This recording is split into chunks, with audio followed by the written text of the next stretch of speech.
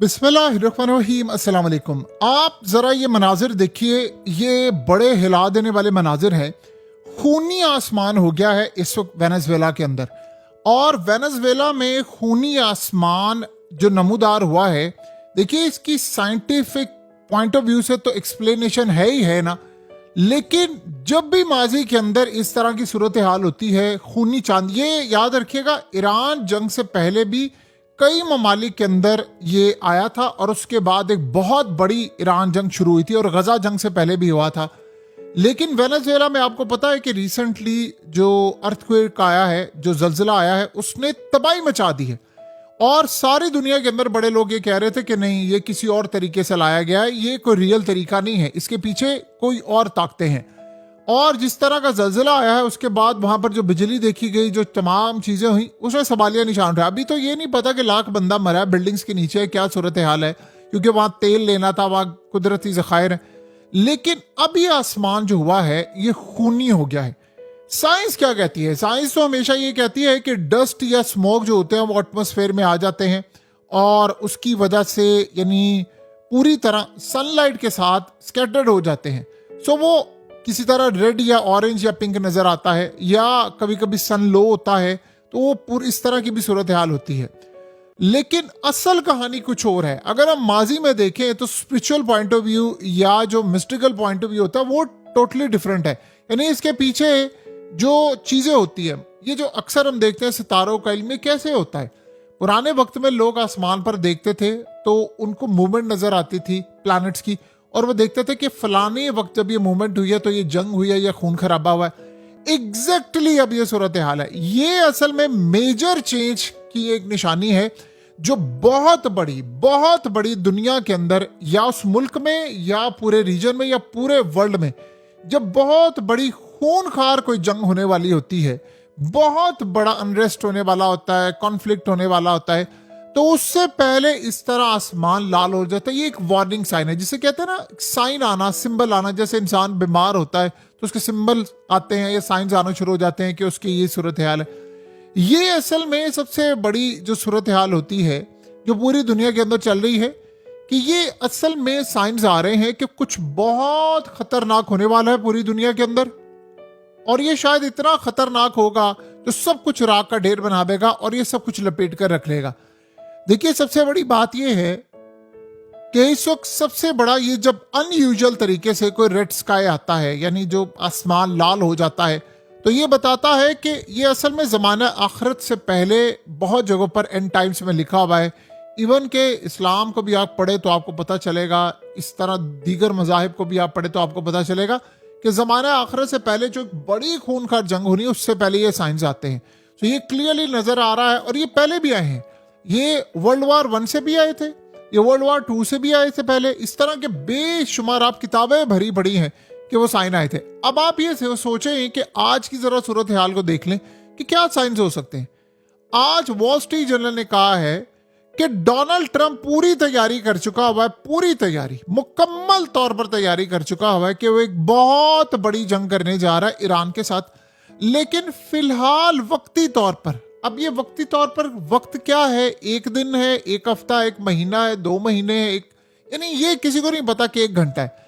वक्ती तौर पर वो ये देख रहा है कि ये एक बहुत बड़ी तबाही होने वाली है, और वक्ती तौर पर वो इसको मैनेज कर रहा है। यानी कि चलो डिप्लोमेसी के थ्रू चलते हैं। ना उसको ये मुआहिदा पसंद है, ना उसको ये सूरत हाल पसंद है, और ना ही कोई और मामला। ईरान ने कह दिया कि फर्दर बात नहीं होगी। जो MOU साइन किया गया है कतर, पाकिस्तान और दुनिया की मौजूदगी में, ट्रंप ने जो सिग्नेचर किए हैं, वो कह रहे हैं जब तक उस पर अमल नहीं होगा बात ही नहीं होगी। ये बात आप ज़हन में रख लें, हम किसी सूरत बात नहीं करेंगे। यानी फर्दर आप न्यूक्लियर पर क्या बात करेंगे जब तक, उन्होंने कहा कि ये मामला क्लियर नहीं होता। अब यहां से आप अंदाजा लगा सकते हैं कि कितनी ज्यादा इस वक्त बेचैनी पाई जा रही है हर जगह पर। यह कोई मामला एक तरफा नहीं है। अब जो अगली सूरत हाल है वो ये है कि अब आप ये सोचें कि ईरान ने अपनी फौज को कह दिया कि आप रेडी रहें, हम अटैक करने के लिए तैयार बैठे हुए हैं, उंगलियां ट्रिगर पर हैं, वो भी तैयारी करके बैठे, और उन्होंने भी अपने वो मिसाइल निकाल लिए जो उन्होंने आज से पहले इस्तेमाल नहीं किए। इसका मतलब है कि मामला गड़बड़ कर रहे हैं। सो अब आप ये सोचे आज नेतन्याहू ने क्या किया, उसने कहा जी हम तो जंग करेंगे ईरान के साथ, जो मर्जी हो जाए। और ये रुकने नहीं वाली। और उसमें नेतन्याहू ने आज अमेरिका को क्या कहता जी, आज के बाद आपकी इमदाद की जरूरत नहीं, उठाएं अपना पैसा और ले जाएं, हमारे पास बहुत कुछ है और हम अपने आप को फाइनेंस कर सकते हैं, हम कोई अब छोटी इकोनॉमी नहीं रहे। आपको पता है कि ये पैसा वो किसका कह रहे हैं, ये दुनिया में जितने बिलियनर्स हैं डायरेक्ट और इनडायरेक्ट वो इनके साथ ही हैं। वो असल में ये क्या करेंगे, ये अमेरिका की इकोनॉमी को क्रैश कर देंगे। अमेरिका की इकोनॉमी क्रैश होगी तो पूरी दुनिया की इकोनॉमी क्रैश होगी। पैसा कहाँ लेकर आएंगे, पैसा सारा इजराइल लेकर आएंगे और उसके बाद क्या सूरत हाल होगी, पैसा यहाँ पर लेकर आएंगे, पूरा वर्ल्ड क्रैश कर देंगे। अब एक बात बताएं, दुनिया के अंदर इस वक्त क्या हो रहा है, बड़े पैमाने पर सबने क्या चीज होल्ड करके रखी हुई थी, जितने बिलियनर्स थे, इवन के सारे खुफिया तौर पर भी जो ट्रिलियनर है, जो अभी तो हमें इलॉन मस्क नजर आता है ना, वो भी अभी ट्रिलियनर नहीं रहा, 400 अरब डॉलर उसकी वाइप आउट हो गई है। लेकिन अक्सर हमें नजर आता है कि जी इलॉन मस्क पहला ट्रिलियनर, ये झूठ है। जो हिडन जिनकी वेल्थ है वो तो कभी आपको मंजर आम पर आएंगे नहीं, जो दुनिया का निजाम पीछे बैठे चला रहे हैं। आप ये सोचें, उन सब से लेकर हर किसी ने बिटकॉइन लिया हुआ था। बिटकॉइन 1,26,000 से 27,000 से गिरता गिरता इस वक्त 58,000 पर आ गया और 58,000 पर उस सपोर्ट पर खड़ा। उसने ये ब्रेक करना है और सीधा 45,000 पर उसने चले जाना।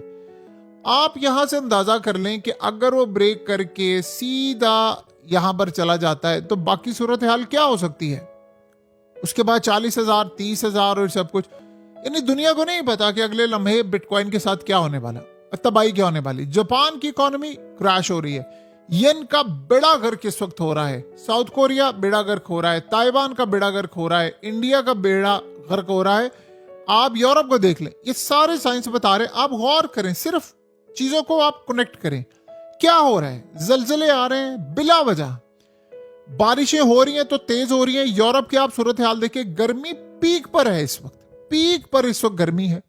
यानी मौसम में ऐसी छेड़खानी हुई है कि पेरिस के मेयर ने तो सीधा इल्जाम अमेरिका पर लगा दिया है। उसने कहा जी इसके पीछे तो अमेरिका है।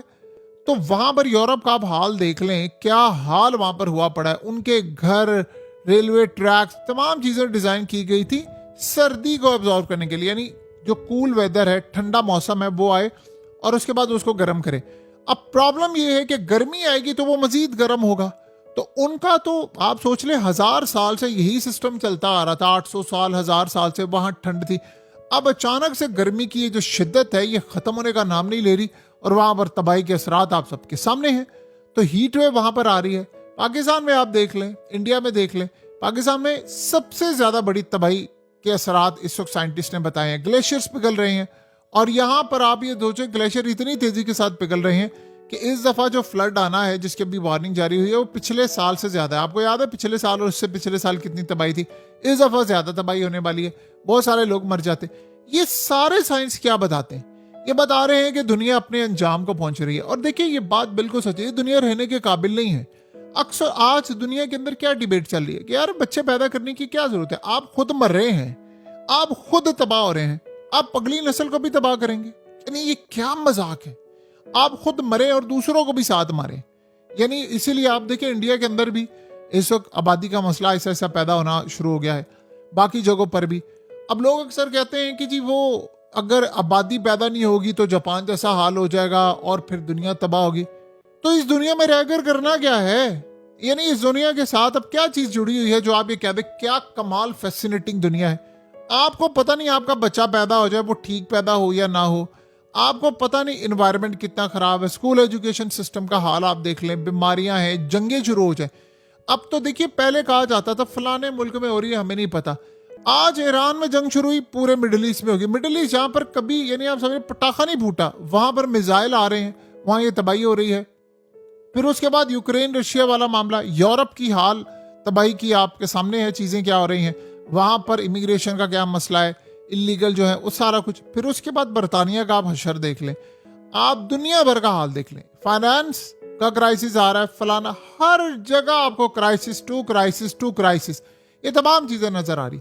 क्या आपको इस सारी सूरत हाल में कोई फायदामंद चीज आपको नजर आ रही है, सवाल ही पैदा नहीं होता।